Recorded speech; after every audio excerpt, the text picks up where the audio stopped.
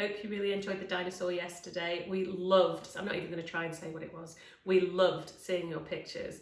So today it's a special day. Today it's Thursday, and Thursday is for the Little Art School's YouTube art lessons. We're trying to make it a day where you can reach out to relatives that you're not seeing and have a draw with Granny, draw with Grandad, draw with aunties, uncles, whoever you want to draw with that you're missing. Let's get everybody drawing together. So we've got a Kingfisher today. It's just a bit more complex than the junior one that we've also posted today. But if you think that Granny or Grandad's up to it, let's stretch them a bit and we'll do this beautiful Kingfisher together.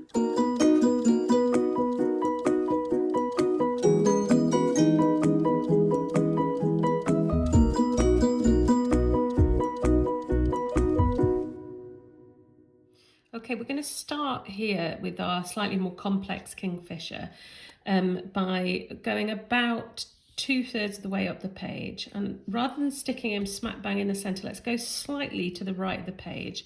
Lots and lots of small strokes here, so you can see how gently I'm pressing that. We'll start with that line there for a top of him, take it round here down to there. And it's a kind of egg shape, but that bit is flatter up there than a conventional egg. Coming round to here. Oh, this is making me think a little bit about Easter. There we go, coming round to there. And then at the bottom, just pop in that tail shape.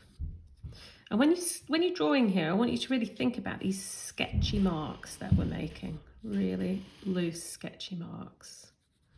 And coming up here, let's finish him off with his head. Now I'll pause it for a minute or two and get these shapes in. It's really worth taking the time to get these shapes in correctly. So make sure you've got the right size, make sure you've got them in proportion to each other.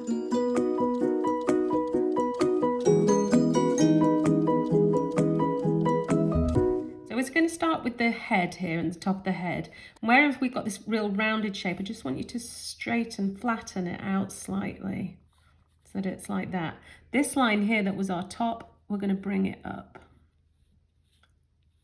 Bring it up and take it round to there.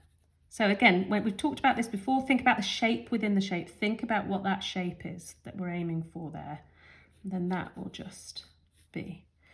It'll make a lot more sense at this next stage. So if we put a line here, and we're going to take the beak out so it curves round. So that top line's quite straight and there's a bit of a curve to the next one. Okay, so we've got the start of him. He's starting to look a bit more Kingfisher-like now. Taking that round in a little curve and just start to bring it out so that it feathers slightly. We've got these effect feathers, and we're going to do the same here with a wing. But rather than a solid line, keep lifting the pencil so you've got this effect of a wing there. Okay. And another one there. And here we'll just take it down. 1, 2, 3. Now here at the back, we're going to take it so that we've got this feathered effect as well. We're just trying to make it a little bit more subtle and interesting to look at. So that's the start of the Kingfisher. We've got him standing on I want to call it a bulrush. I think that's right. I'm not sure. But this is the shape we're going for. It's a kind of torpedo shape, up and round. And then make a little triangle there. And then take the stem so it's on a curve. So lots of curves in this drawing. I don't think there's a straight line really there. Okay, if you pause, we'll move on to the next one.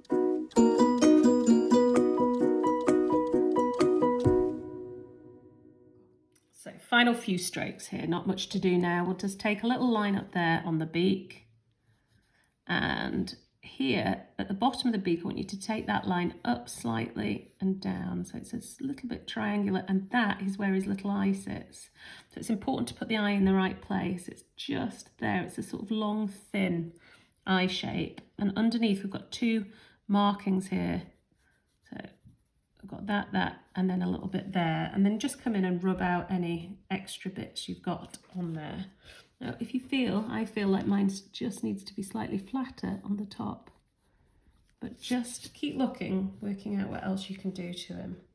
Now, here at the top of the bulrush, you're going to give it an extra bit. We need some little feet coming down at the bottom there. And then the very last part of the drawing is the leaf, which we'll take out like that. Now, we're going to come on to the painting now. I'm going to paint it using watercolour pencils, but please colour it in whatever way you've got. Colouring pencils, crayons, felt tips, whatever you have. If you go on to the next bit, it'll show you some guidelines for colours to use, but really create this as your own painting and put in the background whatever you like. It'd be lovely to see some lovely riverside scenes. We can't wait to see your pictures.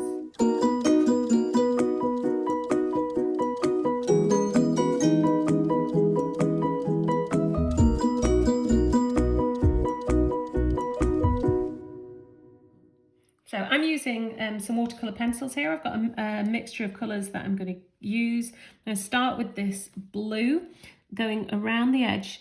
Now, if you've seen us use these before, you'll know that although it looks like a conventional pencil, it's not. What's inside the lead is the paint pigment. So I'm taking it up like that. And then I'll put a few marks. I'm going to do the same in this little triangle here. Now if I take my brush, touch of water, not much. If I feel like it's got too much, I usually just take it off with my finger there. And you can see how that is turning it to paint. And I'm going to do exactly the same here for the body. But all the way, I'm going to put these little lines there as if they're feathers coming down. And I'll take that round. You can see I'm pressing really quite hard here, and there's a reason for that. I want to have, when I turn it to add the water to turn it to paint, I really want to feel like I've got plenty of pigment on the paper that I can work with. Now I forgot to rub that out earlier, so I will go in. You can't rub out once you've started with the pencil marks. You can only do that before. And then I'm going to come in and put a few lines and marks in that. Now, towards the back of it, what I'd like to do is just have it so I've got that kind of turquoisey colour. So all I'm doing is very subtly adding a little bit of green. It will just make it, you'll see when I come to change the colour, it will just make it that little bit more interesting. So I've got my water on. I'll start with the bits that are pure blue. Here. You can see even if there's no blue paint on the paper, as soon as the brush touches it, because it's got the pigment on the brush now, right, as I come in and put the green, can you see it's just changing it slightly? It just adds a bit more interest, and you can be quite subtle with these pencils. There you go.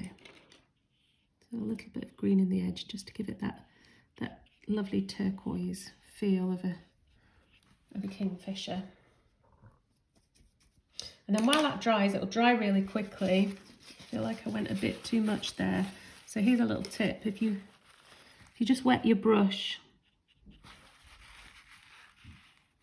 you can see you can actually lift the paint slightly just with a wet brush and a bit of kitchen roll. That's why we call it artist's best friend. So I'm now going to go and put in the stem here. I'm using a yellow ochre. Again, I'm only going to go around the edge. I'm not going to go around the centre of it. And I'm going to do the same with that bit there. Taking my brush down, making sure it's clean. If there's any blue on that brush, it would just turn that to green. So you've got to make sure your brush is clean. I'm not going to bother with the top bit. I'll leave it as it is. And then I'm going to use a burnt umber here, really sort of dark brown, to come in and put in this bit. And with this, I will actually colour it a little, not much. I don't want it too dark. I'm going to just go around the edges. And I'll take a brush there and turn it. Now, you could do whatever you wanted in the background. Really add in a river, add in some fish, maybe put in what he's going to go and have for his lunch. And for any grannies and granddads, aunties and uncles that are out there doing this, I'm really glad that you have joined us. And every Thursday, we're going to make sure that we find something that we think that you're going to love. Elizabeth and I have just been chatting about it, and we're going to do butterflies next Thursday, which we think everybody will enjoy, and it'll be a kind of design exercise as well as drawing and painting, because you'll be able to really go for it in your colours and things that you choose.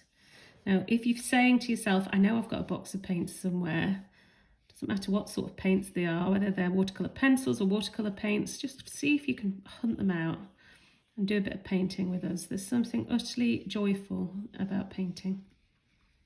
Okay, so that's my leaf. I'm quite happy with that. And now I'm going to finish with these bits of burnt sienna here. Now I'm going to take round to there. And there's a little bit of a burnt sienna marking here as well, a kind of half triangle. I'll take my brush. I need to be quite subtle because my blue's not quite dry here, but I'm just going to change that there. Take the feathers out, and there's only one thing left to do on him now. And that is the eye and the beak. So for that, I'm going to use a black pencil with a little line in the middle. And I'm not going to use water on the eye, I'm just going to leave it like that. Now, what I will do in my time this afternoon, just for fun, is I am going to add in a sky, I'm going to add in a river, I'm going to add in a little fish down there that he's about to eat. But we would love to see yours, so please do go to our Facebook page, Little Art School Scotland, and pop your pictures in our comments. Well, I hope you enjoyed that. I hope Granny or Grandad or aunties or uncles or whoever did it with you, I hope they really enjoyed it too. Now, special big news. I feel like I need a drum roll.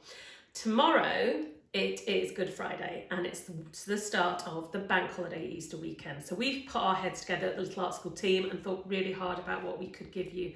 That was going to be a really special gift from us to you. So we've got an amazing picture together tomorrow. Instead of it being a junior and a senior, we're just going to have one painting, but it's a really long drawing and painting, so it's a lot of drawing involved. If you've not got paints and you're going to be doing it with pencils or felt tips, it's going to look amazing. And I'll tell you what it is. It's Peter Rabbit in his garden with his little blue jacket. It'll be available anytime over the bank holiday weekend, and we will release it at 11 o'clock tomorrow morning, and we hope you love it. Now, with your Kingfishers, please make sure you send them in. Get mum, dad, take a photograph and pop it in the comments on our Facebook page. We just love seeing it. And we will see you tomorrow for Peter Rabbit.